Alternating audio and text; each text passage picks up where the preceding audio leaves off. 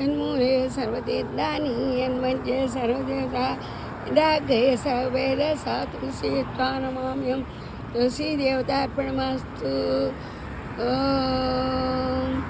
Everyone good afternoon.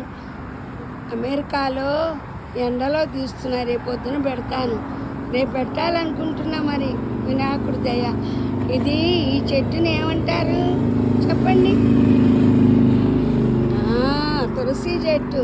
అయినో మీరు ఆ మాట చెప్తారు, నాకు తెలుసు. తులసిలో బోలెడు రకాలు ఉన్నాయి. మీరు ఎన్ని రకాలు చూశారు?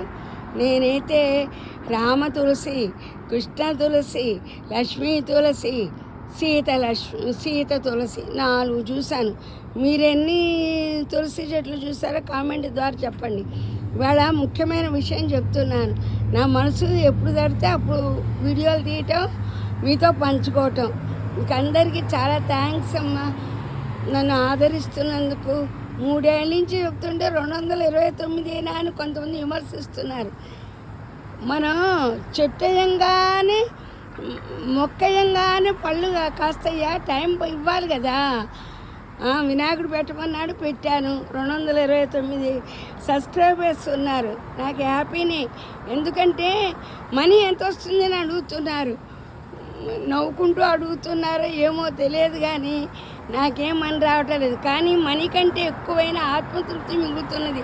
229 మంది సబ్స్క్రైబర్లు ఉన్నారు. మీరు అనుకోవచ్చు ఆంటీ అందరినీ అడగచ్చు అని. నేను అందరినీ అడగను. తెలిసిన వాళ్ళని మటుకు సబ్స్క్రైబర్ మీకు ఇష్టమైతే చేసుకోండి అని చెప్తాను. ఎందుకంటే మనం విమానంలో వెళ్తే, ఎయిర్పోర్ట్కి వెళ్ళినప్పుడు కొంతమంది నాతో ఫోటో దిగారు. నాకు చాలా హ్యాపీ అనిపించింది. నల్లగా పొట్టిగా ఉంటుంది ఆంటీ, 70 ఏళ్ళ పైన ఉంది అని ఎవరు అనుకోలేదు. ఏం చక్కగా నవ్వుకుంటూ ఫోటో తీసుకుంటామని ఫోటో తీసుకున్నారు. నాకు చాలా హ్యాపీ అనిపించింది. నేను వాళ్ళతో వీడియో తీయనా అని అంటే, వీడియో తీయకూడదండి మేము అని గొలుసులు ఇది వాళ్ళు ఇవి చూపించారు. మెల్లో వేసుకుంటారే, దాన్ని ఏమంటారు, ఐడెంటిటీ కార్డు.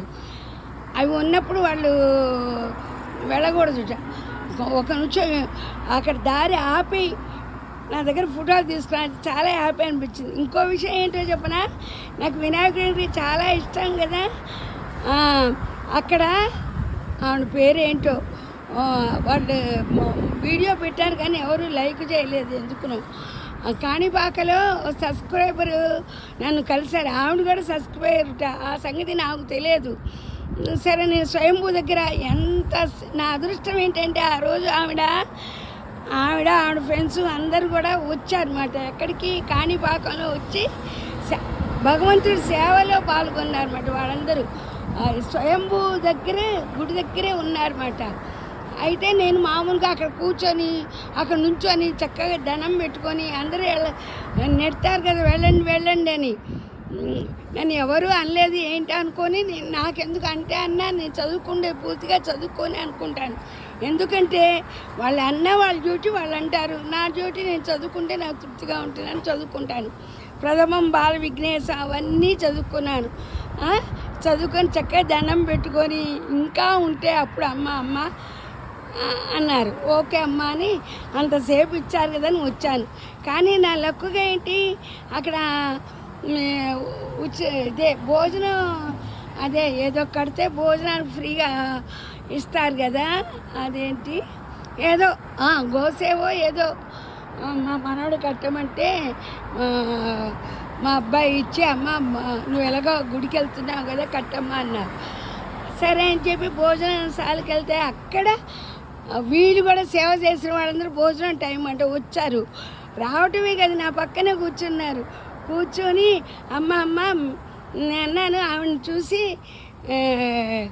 మీరు అక్కడ ఉన్నారు కదా అంటే, అవునమ్మా అంటే సబ్స్క్రైబ్ చేసుకోండి అని చెప్పాను.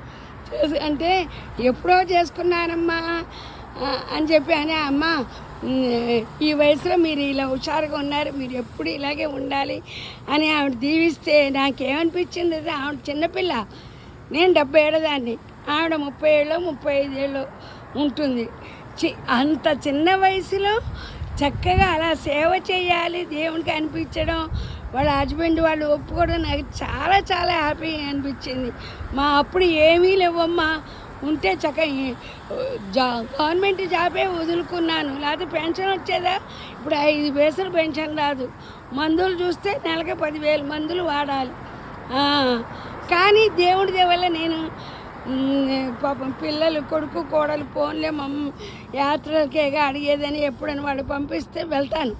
ఓపిక లేకపోయినా ఓపిక చేసుకొని నా అంత ఓపిక లేరనుకుంటూ వెళ్తాను అనమాట. ఆవిడ అంది, నేను నమ్మలేదు ఇవన్నీ నన్ను సబ్స్క్రైబ్ చేసుకున్నట్టు, నిజమా అంటే అవును మీరు వినాయక అంటారు కదా ప్రధానికి అంది. అప్పుడు నమ్మాను.